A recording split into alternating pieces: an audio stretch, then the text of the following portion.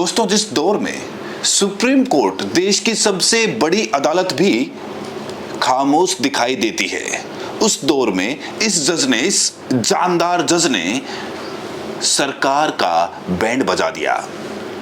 अब Bombay high court के जो न्यायाधीश हैं जस्टिस माधव जामदार, इन्होंने कुछ ऐसी बातें कही हैं, मुझे लगता है कि सुप्रीम कोर्ट के चीफ जस्टिस हों या बड़े बड़े वकील हों, इतनी हिम्मत नहीं कर पाए।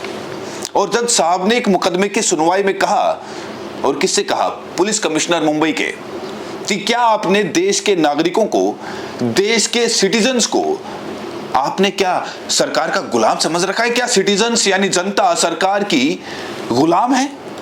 और क्या कोई नागरिक धरने पर नहीं बैठ सकता? कोई नागरिक विरोध नहीं कर सकता सरकार का? और क्या अमित शाह जो गृह मंत्री हैं, इनके खिलाफ कोई नारेबाजी करेगा, मुर्दाबाद के नारे लगाएगा, तो आप तड़ी पार कर देंगे? आप उसको जिला बदर कर देंगे? आप उस पर मुकदमा दर्ज कर देंगे? अब justice Madhav Jamdar Bombay high court के बड़े बोल्ड जस्टिस हैं। ये मुकदमा सुन रहे थे एक साहब का।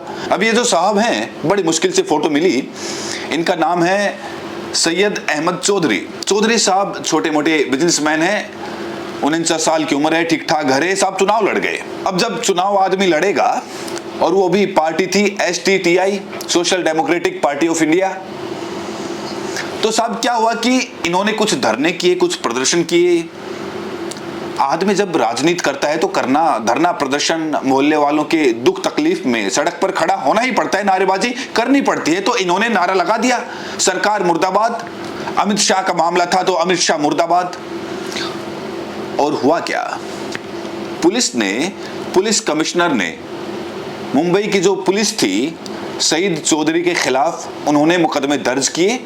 मुकदमा कोर्ट में आया, इनको तड़ी पार जिला बदर कर दिया, और सुनवाई शुरू हुई माधव साहब के खिलाफ। अब दोस्तों, बॉम्बे हाई कोर्ट में अंग्रेजी में बहस हो रही थी, तो अंग्रेजी में क्या कहा जस्टिस जामदार ने, वो आपको मैं बताता हूं। आप स्क्रीन पर देखिए। जस्टिस जामदार ने कहा कि व्हाट इज दिस?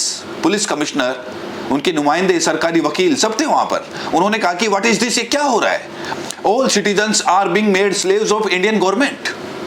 क्या आप जनता को, नागरिकों को भारत सरकार गुलाम बना रहे हैं? भारत सरकार का गुलाम मान रहे हैं, स्लेव मान रहे हैं? They can not stage protest, they can not agitate.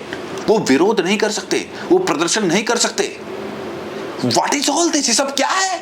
Now so many papers have been leaked, if people protest you will slap cases। अगर बच्चों के पेपर लीक हो रहे हैं, मान लो बच्चों के पेपर लीक हो रहे हैं, वो परेशान हैं, वो कुछ आवाज उठा रहे हैं, आप उन पर मुकदमा ठोक देंगे? It is the right of the citizens to protest. उन्होंने कहा कि लोकतंत्र में, लोकशाही में लोगों का ये अधिकार है, प्रोटेस्ट करेंगे। अगर कोई बात बुरी लग रही है तो वो पीसफुल प्रोटेस्ट कर सकते हैं, कोई रोक नहीं सकता। और उन्होंने फिर सईद साहब की बात की। सईद साहब ने जो नारे लगाए, the petitioner has just raised slogans, उन्होंने सिर्फ नारेबाजी की। सईद चौधरी ने, उन्होंने कहा कि बीजेपी गवर्नमेंट मुर्दाबाद, अमित शाह मुर्दाबाद। Why citizens can't raise such slogans? Why exterminate orders for such slogans?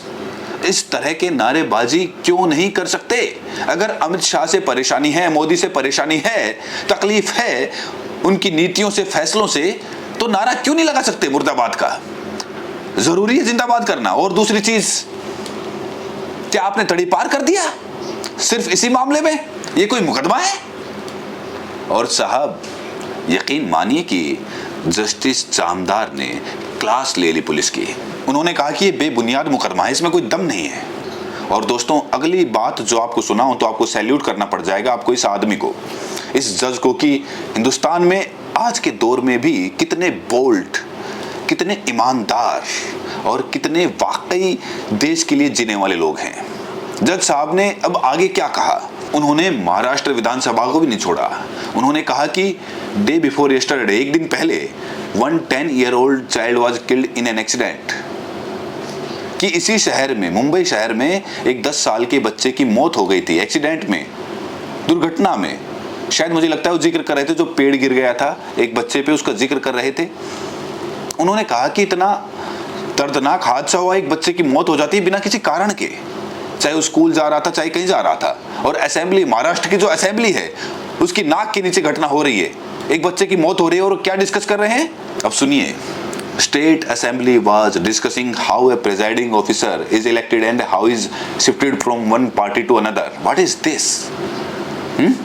उन्होंने कहा कि विधानसभा एकदम जो है उसका इमोशंस नहीं है, कुछ असंवेदनशील हो गई है। बच्चे की जगह, लोगों के दर्द की जगह वहां पर डिस्कशन ये हो रहा है कि एक पार्टी का विधायक दूसरे पार्टी में कैसे चला गया, और स्पीकर क्या कर रहे थे। आप ये डिस्कस कर रहे हैं, खरीद फरोख्त डिस्कस कर रहे हैं, हॉर्स ट्रेडिंग डिस्कस कर रहे हैं, आपको शर्म नहीं आती? जी हाँ, जस्टिस जामदार, सैल्यूट करो सब इनको। अब दोस्तों, ये जो सईद साहब हैं, इनकी फोटो बड़ी मुश्किल से मैंने ढूंढी, और सईद साहब बड़े किस्मत वाले हैं, वाकई बहुत भाग्यशाली हैं कि इनको जस्टिस जामदार मिल गए। एक जामदार जज मिल गई। कोई और जज होता तो ये भी तड़ी पारी रहते, हो सकता है 2-3 मुकदमे और ठोक दिए जाते, हो सकता है इनके घर पर बुलडोजर चल जाता।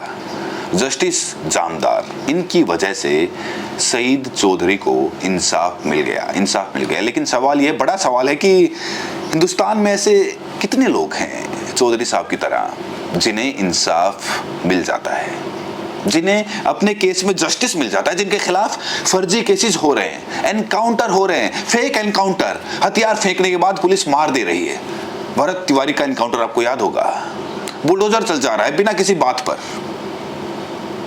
और जज साहब खामोश रहते हैं। सवाल इस बात का है कि क्या आज देश में, देश के सुप्रीम कोर्ट में, हाई कोर्ट्स में, सेशन कोर्ट्स में जस्टिस जामदार जैसे जानदार जजों की जरूरत है? और अगर जस्टिस जामदार बहुत कम है, बिरले हैं, उसका कारण क्या है? अब बहुत से सवाल हैं, इस पर जुडिशरी इन्वॉल्व है, सुप्रीम कोर्ट है, पेचीदा बड़ा मसला है। अब दोस्तों, जस्टिस जामदार ने जो बात रखी है वो हर एक भारतीय के लिए, हर एक इंडियन के लिए जानना जरूरी है। और इसके बारे में उन सभी कोर्ट्स जो बनाई गई हैं, जो जजेस हैं, जो एक तरीके से न्याय या फिर इंसाफ के देवता कहलाते हैं, अगर उनकी इंसानियत खत्म हो जाती है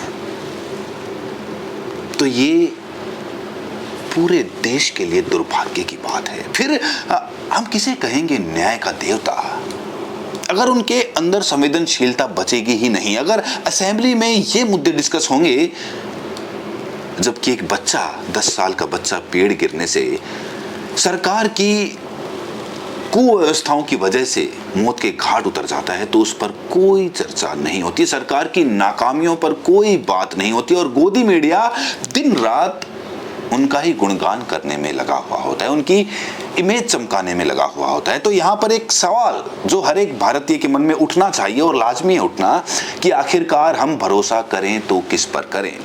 और अगर हमें विरोध करने की अनुमति भी नहीं मिलेगी, अगर ये मूलभूत अधिकार एक लोकतंत्र देश में छीना जाएगा, तो इसके लिए जिम्मेदार कौन है? क्या हम इसका जिम्मेदार विपक्ष को माने? क्या हम इसका जिम्मेदार मुसलमान को माने? या फिर इसका जिम्मेदार हम पाकिस्तान को माने या चीन को माने? किसको माने? आखिरकार इस मुद्दे पर सरकार किसके ऊपर अपना दोष मढ़ेगी, किसको बलि का बकरा बनाएगी? दोस्तों, आप जानते हैं कि जंतर मंतर पर भी प्रोटेस्ट चल रहा है, लगातार चल रहा है, और जो सोनम वांगचुक हैं वो भूख हड़ताल पर बैठे हुए हैं, लगातार उनकी तबीयत बिगड़ रही है, उनकी जान भी जा सकती है, लेकिन सरकार के कानों में जूं तक नहीं रेंग रही। तो ऐसे विरोध प्रदर्शन जो हो तो रहे हैं, और कहीं पर तो उनकी अनुमति भी नहीं दी जा रही है, और ऐसे में अगर एक जस्टिस जामदार को एक बार फिर से सैल्यूट करिए दोस्तों। जय हिंद दोस्तों। आप ये वीडियो कहाँ से देख रहे हैं, इसको शेयर करिए, ताकि हमारे जो जज बचे हुए हैं, जो कुछ चुनिंदा जज हैं, उनके लिए ही सही, ताकि देश को पता चल सके कि ऐसे जज भी हमारे देश में हैं, और शायद ऐसे जज सामने आने बहुत ज़रूरी हैं। बहुत बहुत शुक्रिया, बहुत बहुत धन्यवाद। ये वीडियो कहाँ से देख रहे हैं अपने बारे में अवश्य कमेंट सेक्शन में कुछ लिखिए। बहुत बहुत शुक्रिया।